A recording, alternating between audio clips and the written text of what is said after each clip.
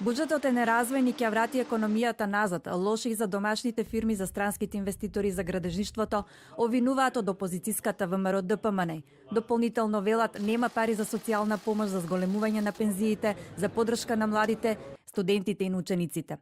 СДСМ во својата изборна програма ветуваше стапка на раст на бруто домашниот производ од 6 до 7%. Со овој ребаланс на буџетот проектираат раст од 2,2%. Нема шанси да го достигнат овој раст од 2,2%. СДСМ 10 години ги лажеа граѓаните и ја критикуваа претходната влада дека се претерува со задолжувањата, а сега за само 48 дена се задолжија за 71 милион евра. Од владеачката СДСМ велат дека немаат намера да одговорат со пресконференција на обвинувањата на ВМРО ДПМН. Во собранието продолжуваат меѓусебните препукувања. Иако сте сакале да прикажете буџет со нависоки капитални трошоци,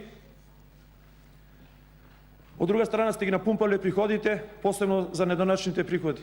Веројатно изборите мислите дека ќе биде повторно ВМРО на власт.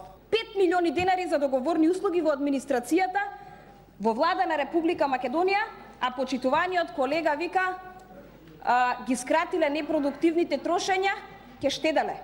Расправата во оваа комисија треба да заврши идната недела, а буџетот да биде донесен пред 2 август. Владата тврди дека со ребалансот се скратени непродуктивните трошења, парите на граѓаните со кои претходната власт се луксузирала.